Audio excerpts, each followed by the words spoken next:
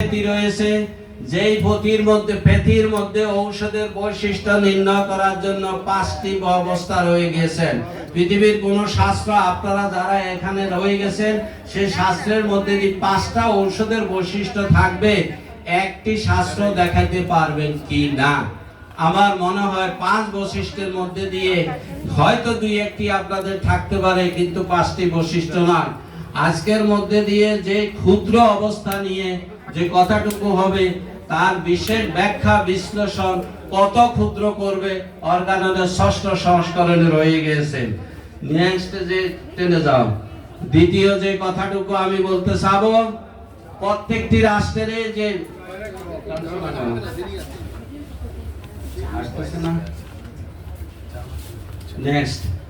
Next পরেরটা নাও। হ্যাঁ, আপনারা জানেন, আমরা চিকিৎসক সমাজবৃন্দ, আপনারা জানেন 1810 থেকে 1842 1810 থেকে 1842 এবং 43 পর্যন্ত অর্গাননকে যে স্বীকৃতি দেয় আমরা হোমিওপ্যাথ, সেটা হলো কনস্টিটিউশন অফ হোমিওপ্যাথ। আপনারা কি স্বীকার করেন? এই কনস্টিটিউশন বাংলাদেশ হওয়ার পর থেকে অ্যামেন্ডমেন্ট হয়েছে কয়েকবার। হেনিম্যানের জীবদ্দশাতে এটাকে করে গিয়েছিলেন 5 বার। 5ম সংস্করণ পর্যন্ত যুগের চাহিদা অবস্থার পরিপ্রেক্ষিতে যেমনি হয়ে থাকে, অর্গাননের 6ষ্ঠ যে সংস্করণ পাণ্ডুলিপিটা তিনি লিখে গেছেন 1842 এবং 1843 হয়তো মৃত্যুর পূর্বক্ষণে, প্রকাশিত হয় নাই। 1920 সনে সে বরিক অ্যান্ড ট্রাভেল কোম্পানির উইলিয়াম বরিক যিনি ছিলেন, তিনি এটাকে জার্মান থেকে ইংরেজিতে অনুবাদ করে আমাদের কাছে এই 6ষ্ঠ সংস্করণের আলো দেখিয়েছেন। আজ আমরা সেই 6ষ্ঠ সংস্করণ সম্পর্কে আলোচনা করব। তাই আমরা কি স্বীকার করব যে হোমিওপ্যাথির অর্গাননটা আমাদের সংবিধান? তাহলে যিনি যদি কোন রাষ্ট্রের সংবিধান না মানেন, তিনি কি সুনাগরিক না কুনাগরিক? আপনারা এই খেতাব দিয়েছেন, অতএব আমি আর এই ব্যাপারে কিছু বলতে চাচ্ছি না। এবার আসেন, আমরা অর্গানন আমাদেরকে কি শিখায়। আমি খুব বেশি সময় পাচ্ছি না, এই জন্য খুব দ্রুত টানবো। অর্গানন আমাদেরকে শিখায়, নেক্সট টেনে যাও, রাডার কি? রাডার হলো আক্রমণ এবং প্রতিরোধ। যে বোমা ফেলবে সেও সেখানে রাডার ব্যবহার করে। বোমাকে যেখানে যে প্রতিরোধ করবে, জাহাজ এসেছে প্রতিরোধ করার, সেটারও রাডার। আমাদের এই রাডারটা হলো অর্গানন। আমাকে রোগলিপি থেকে কিভাবে অনুবীক্ষণ যন্ত্রের মতো খুঁজে খুঁজে বাহির করে লক্ষণকে আনতে হবে, তা তো অর্গানন। আর এটাকে যখন প্রতিরোধ করে ঔষধ হিসাবে যখন আমি ব্যবহার করতে চাবো ক্ষুদ্র ক্ষুদ্র, তা তো রাডারের দরকার হয়ে যায়, সেটা হলো ঔষধ। তো এই যে রাডারের যে কার্যকারিতা রয়েছে আমাদের মধ্যে দিয়ে, অর্গানন সেই দুটো কাজ করে। আমরা একটা রোগীকে ধরে নিয়ে আসে, তার জন্য অর্গানন ভিত্তিক সমস্ত লক্ষণ নিয়ে আবার সেটাকে প্রতিরোধ করে। তাই অর্গানন আমাদের রাডারের ভূমিকাটা শিখায়। 3য় নম্বরে দেখেন প্রশিক্ষণ। আমি এইখানে আমাদের ভারতীয় যে শ্রীকান্ত দা, তিনি এখানে বলছেন খুব সত্তর এবং বিনা কষ্টে স্থায়ী রূপে। অর্গাননের 2 নম্বর অনুচ্ছেদ, এই অনুচ্ছেদের অনুকূলে যেসব কথাগুলি তিনি বলছেন, খুব সত্তর অর্গাননের 6ষ্ঠ সংস্করণ দ্বারা সম্ভব।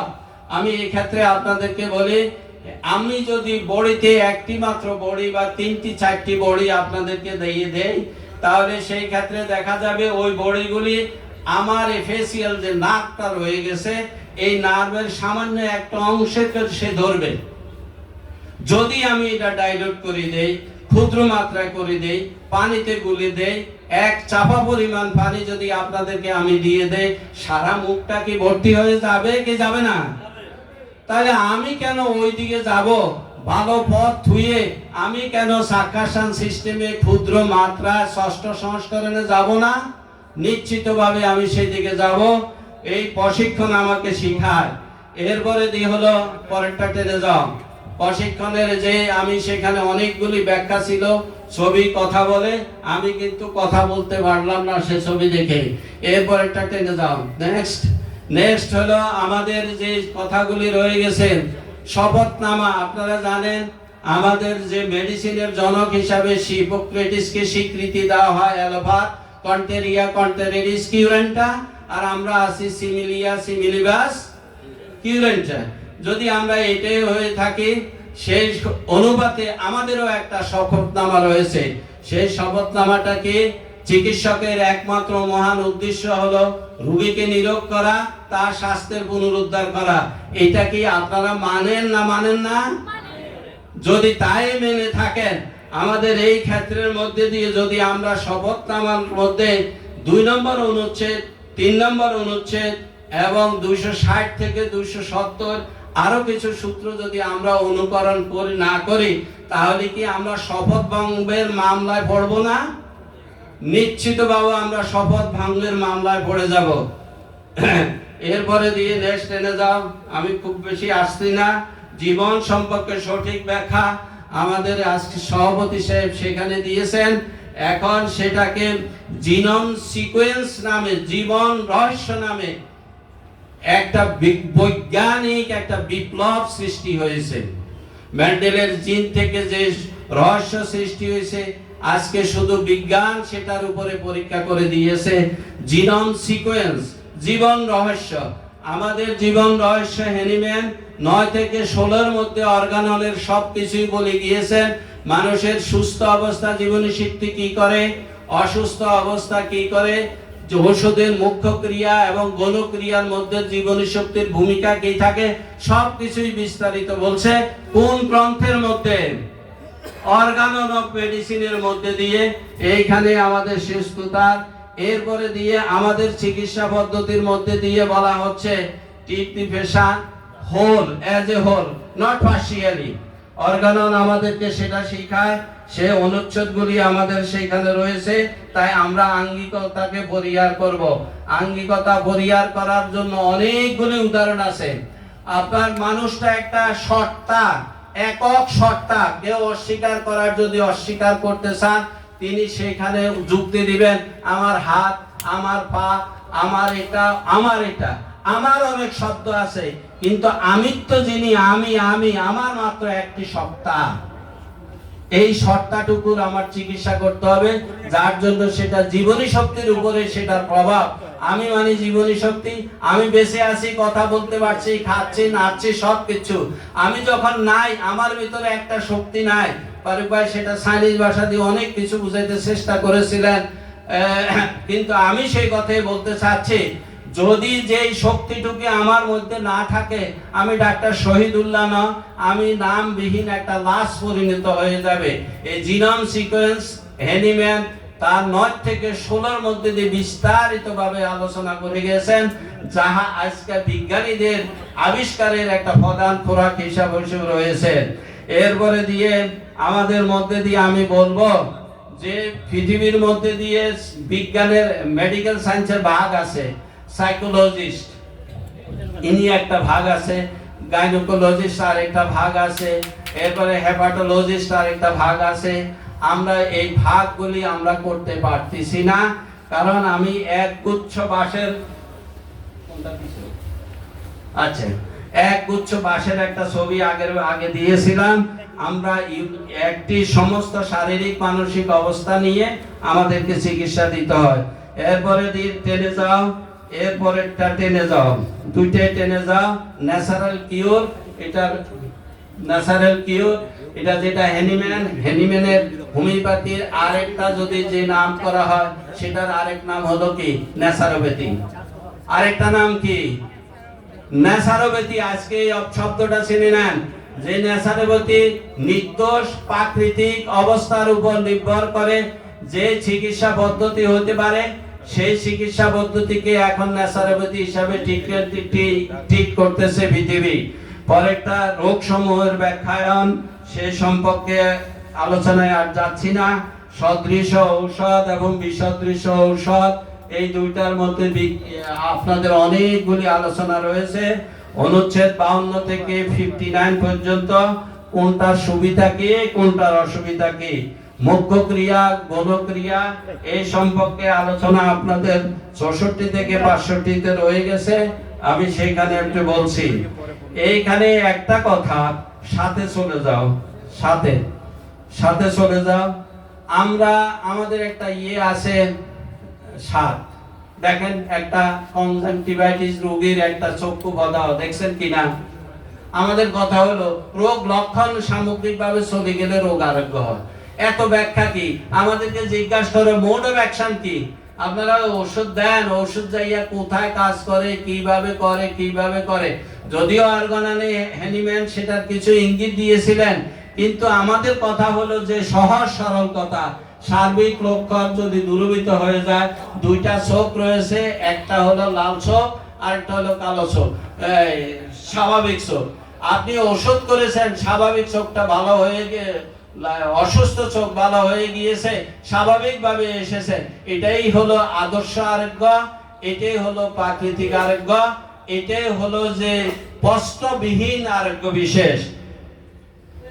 রোগ সময়ের ব্যাখ্যা চলে যাও, এরপরে দিয়ে ঔষধের এটা চলে যাও, এর 13তে যাও, 13তে যাও। আমাদের অনুচ্ছেদের 116 থেকে 17, আমি বেশি সময় ব্যয় করতে পারবো না, সময় সংকীর্ণ। 116 থেকে 17 দুইটা ছবি আপনারা দেখেছেন। আমাদেরকে অর্গাননের মধ্যে দিয়ে দুটো শব্দ আপনারা ছাবেন, মায়াজম এবং কনস্টিটিউশন। মায়াজম এবং কনস্টিটিউশন। আপনারা যদি এই মোটা সোটা রোগীটা দেখতে পান, তখন সেইখানে বলবেন যে এইটা তো এই গ্রুপের ঔষধ। এই যে ধাতুগত একটা বিশ্লেষণ অর্গানন আপনাকে শিখাচ্ছে, সেটা শিখাচ্ছে 116 থেকে 117 এই দুটি অনুচ্ছেদে।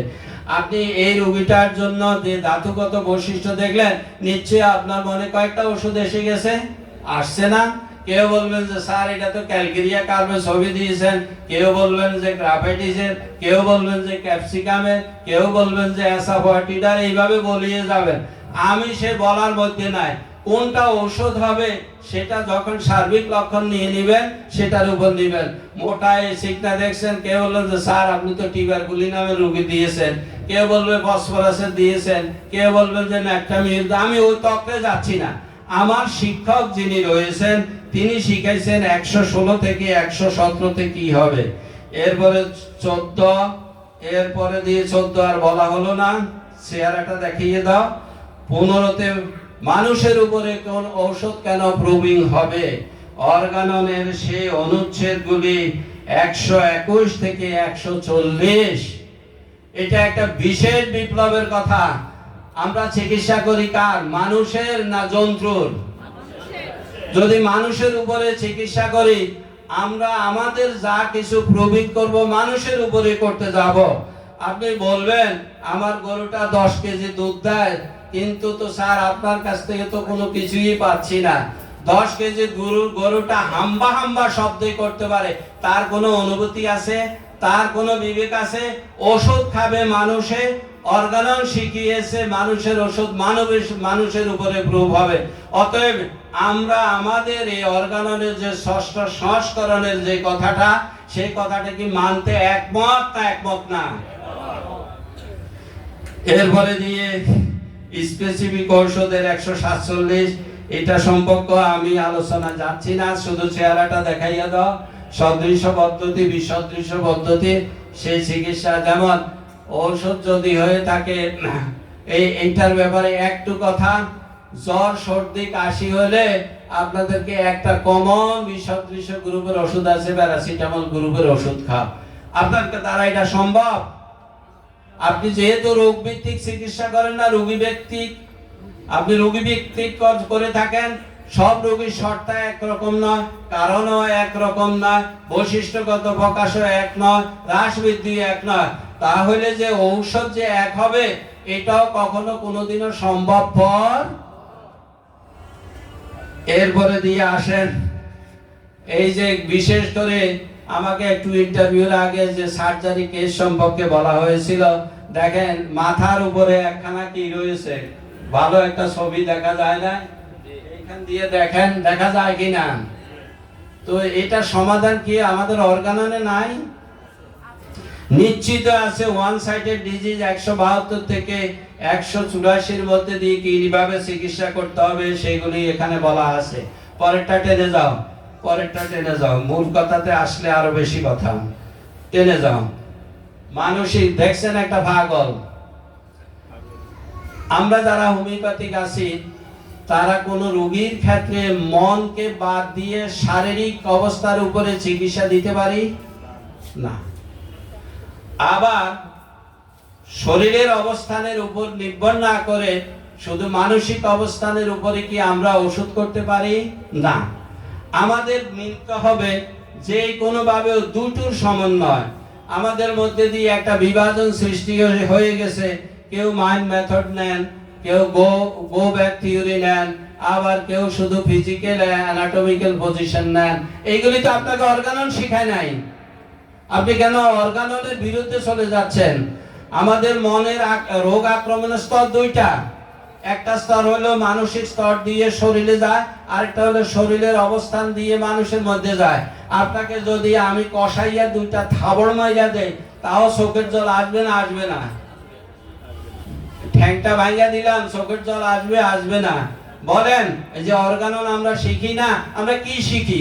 এরপরে যদি এত ভালোবাসা ছিল, 5 বছর প্রেম করেছি, এইবার একটা লাল গোলাপ দিয়ে বললাম আজকে থেকে তোমার ব্রেকআপ, এটার কি হলো? বাসায় গেলেন, জ্বর আসলেন, মাথা ব্যথা শুরু হয়ে গেল, সবকিছু আঘাতপ্রাপ্ত কোথায়? আমার যদি মন মানসিকতা না থাকে তাহলে আমি সেইখানে বিকলাঙ্গ একটা মানুষ। তাই এইখানে অর্গানন বলছে মানসিক রোগের যদি চিকিৎসা করতে চাও 210 থেকে 230 পর্যন্ত তুমি পড়ে যাও। পরে খাদ্য নিয়ে আমি সেখানে বলতেছি 19-20 নম্বরে এসে আসল কথাগুলি আমি প্রকাশ করতেছি। 20 নম্বরে দেখেন হোমিও ঔষধের শক্তি কিভাবে বাড়ানো হয়, কমানো যায়। বৃহৎ মাত্রা ব্যবহারের বিপদ সম্পর্কে অনুচ্ছেদ 275 থেকে 283। এই অনুচ্ছেদ সম্পর্কে আজকের এই 6ষ্ঠ সংস্করণ সেইখানের মধ্যে দিয়ে ব্যবহার করার পদ্ধতিগতভাবে। এইবার কথা হলো আমরা ঔষধকে কেন ক্ষুদ্র করব? 5টা পয়েন্ট। যাদের কাছে আছে নোট আপনারা লিখে নিতে পারেন। প্রথম কথা হচ্ছে মানুষের যে এখন বিজ্ঞান আবিষ্কার করেছে ক্যান্সার নামক যে রোগটা, যেটার কোনো অ্যান্সার পৃথিবীতে পাওয়া যায় না, আসলে এটা ঠিক নয়। ক্যান্সার আক্রান্ত রোগীর চিকিৎসা অবশ্যই হোমিওপ্যাথি হবে যদি সেটার একটা স্টেজ থাকে। ক্যান্সারের চিকিৎসা হোমিওপ্যাথিতে আছে এবং সেটার একটা অবস্থান উপরে নির্ভর করে, যেমন ওনারা বলছেন যে ইন্ডিয়ান থেকে সেই অবস্থা। তো ক্যান্সার যখন পৃথিবীর মধ্যে মানুষের দেহে যায়, কয়টা কোষকে আক্রমণ করে? Only one cell. এটাই বিদ্রোহ করে। এই বিদ্রোহের সেলটা এত বিদ্রোহ জোরে ছড়িয়ে দেয়, চতুর্দিকে তার কোষকে ধরে, টিস্যুকে ধরে, অর্গানকে ধরে, তারপরে একটা মেটাস্টেসিস কন্ডিশনে এসে যায়। তাহলে সৃষ্টি যদি একটা ক্ষুদ্র সেল থেকে হয় আর এটাকে যদি মারতে হয় তাহলে মশা মারতে কামান দাগাবেন না মশা মারতে সামান্য একটি স্প্রে করবেন? কোনটা করবেন? স্প্রে করলে হবে। হ্যাঁ, না কামান মারবেন? তাহলে কেন? তাহলে ক্ষুদ্র মাত্রা কেন নয়? এই যে আমি যদি বললাম সেলের এই অবস্থান মধ্যে ক্ষুদ্র থেকে ক্যান্সার, এটা হলো। দ্বিতীয়, আপনি যে মানুষটা, এত বড় মানুষটা, 5 ফুট 7 ফিট, আপনি মানুষটা, আপনার সৃষ্টির রহস্য কি? আপনি পুরুষের একটা শুক্রাণু, মায়ের একটা ডিম্বাণু, এই তো সৃষ্টি হয়েছেন একটি মাত্র সেল জাইগট। এর থেকে ডেভেলপ হতে হতে আজকে এত বড় মানুষ। যদি সৃষ্টির মূলের মধ্যে দিয়ে একটি মাত্র ক্ষুদ্র অবস্থা থাকে, হোয়াই নট যে আপনি ব্যবহার করবেন ক্ষুদ্র মাত্রা নয়, 6ষ্ঠ সংস্করণ নয়? কেন আপনি ক্ষুদ্র মাত্রা? আর ওটা যদি হয় তাহলে মানুষের সৃষ্টির রহস্যটাকে আপনি অস্বীকার করার একটা নামান্তরে চলে গিয়েছেন। 3 নম্বর কথা হলো পৃথিবীর একটা নিয়ম রয়েছে, অণুর থেকে আরো ক্ষুদ্রতমকে বলা হয় কি? পরমাণু।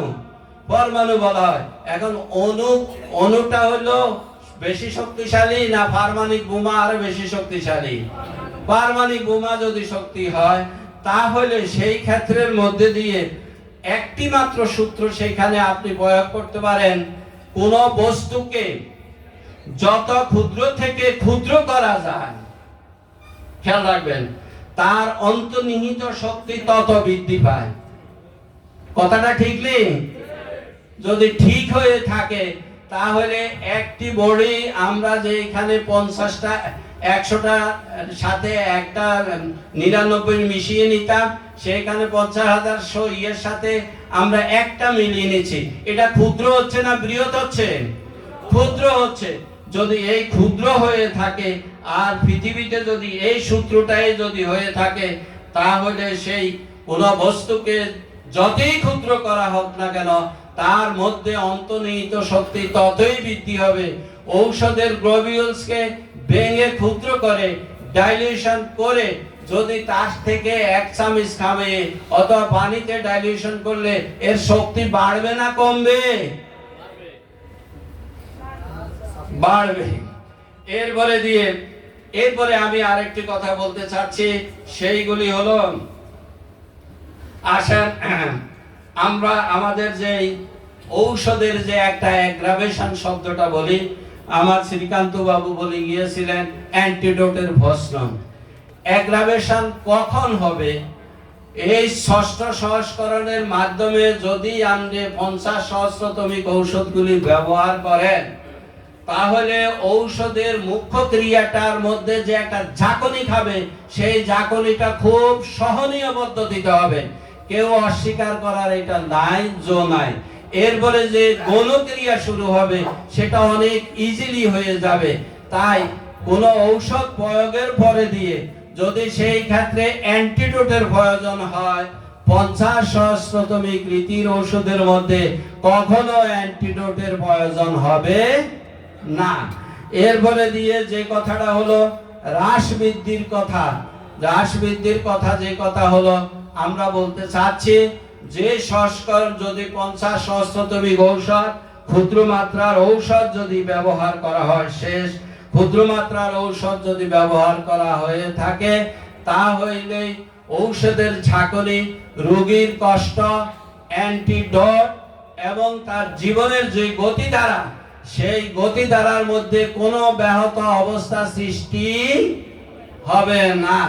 তাই আমাদের আজকের যে কথাগুলির কথা বলা হয়েছে, সেই কথাগুলির আলোকে আমি এটাই বলতে চাই, যারা আজকে হয়তো আমরা পুডিয়াতে ব্যবহার করে কিছু পারিপার্শ্বিক অবস্থার মধ্যে দিয়ে হয়, তবে অন্তত ডাইলেট করে ক্ষুদ্র মাত্রায় 6ষ্ঠ সংস্করণের অনুকরণে আমাদের 50 সহস্রতমিক ঔষধের রীতিটাকে আমরা মান্য করব কি করব না, এই বিচারের দায়িত্ব আপনাদের কাছে দিয়ে দিলাম।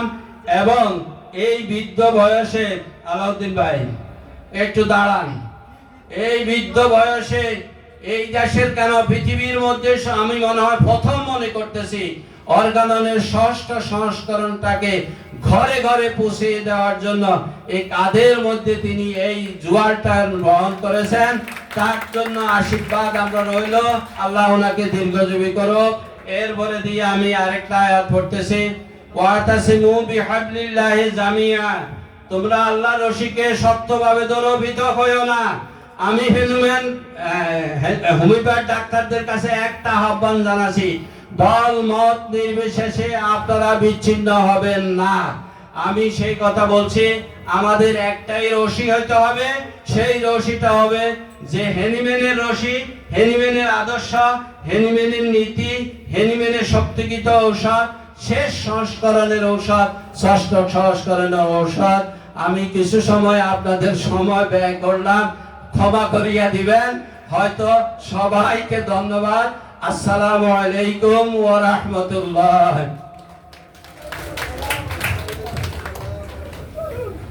ধন্যবাদ হোমিওপ্যাথি পরিষদের অন্যতম সভাপতি ডাক্তার এ.কে.এম. শহীদুল্লাহ স্যার। অত্যন্ত প্রাঞ্জলভাবে উনি অর্গাননের উপর আলোচনা করেছেন, আমরা উপকৃত হয়েছি। আলোচনা ওনার দীর্ঘ ছিল, কিন্তু সময়ের স্বল্পতার জন্য আলোচনা সংক্ষিপ্ত করা হয়েছে।